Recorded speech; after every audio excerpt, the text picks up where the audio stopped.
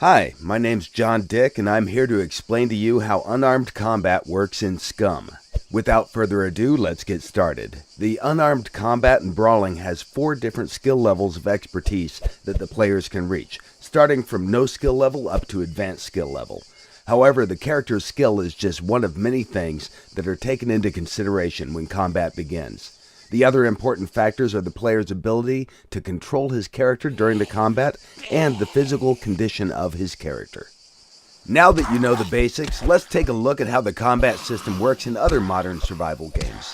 For this, we created a simulation of the type of unarmed combat that you can find in practically every survival game available on Steam.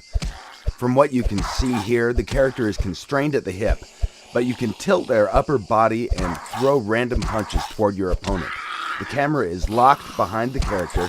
It doesn't provide the player with a good overview of the situation, and most of the time it's really hard to tell where the punch will land. Obviously, this is a very basic implementation, and we could have done it the same in Scum, but we wanted to make something different. So, what exactly did we do in Scum to make things better? First, we wanted to find out the best way to fit martial arts in Scum's gameplay mechanics, and we quickly realized that the angle of the camera has to be changed. The free camera view not only provides players with a better overview of the situation, it also helps when you have to engage multiple opponents at the same time. The game also provides a first-person perspective camera for the combat mode, and everything works well there too. Once you enter combat, you'll be able to perform different moves and attacks. For example, you can try to circle around your opponent and control the fight from a distance.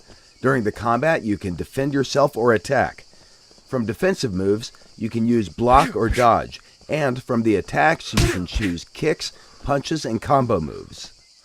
A dodge is used when you want to outmaneuver your opponent and then strike back in a counterattack with a different combination of punches and kicks.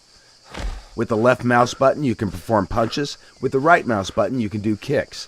Combos are performed by pressing a combination of keys, followed by left or right mouse button, depending on whether you want a punching or kicking combo. The skill level of your character will define types of moves your character will use during the combat. So, for example, he might do a simple jab or a cross. Or, if he's more skillful, then he can step in, close the distance, and use a more powerful punch. Combos are special attack combinations that inflict more damage than a normal punch or kick, but they also drain stamina at a faster rate. The best way to use a combo is against a dodge or a block, and if you perform the combo successfully, you'll increase the chance for a knockout.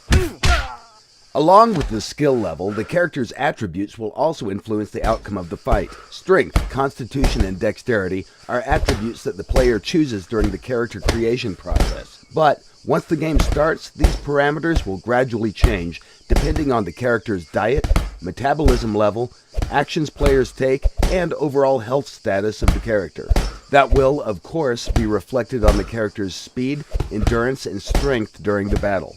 With proper diet and workout, it's possible to boost all these attributes to their maximum values.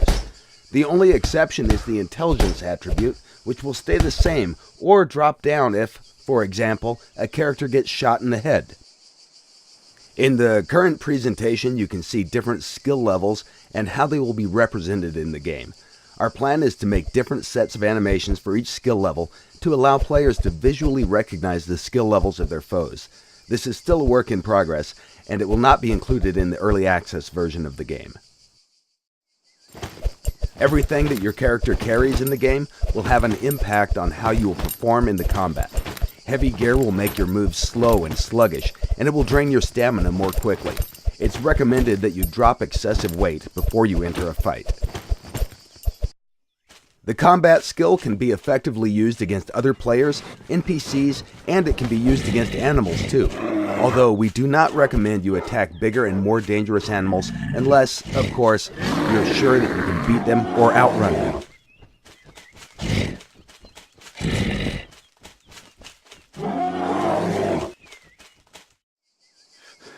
In short, these were the basics about Scum unarmed combat skill, and everything you saw is still a work in progress.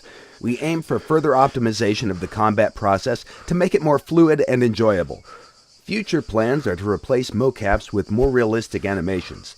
to make hit reactions for blocks, and because our system is modular, once everything is set up, we plan to include other martial arts as additional combat skills that players will be able to choose. We hope you have enjoyed this presentation, and if you want to find out more about Scum, be sure to follow us on Facebook, Twitter, or our dev blog on scumgame.com.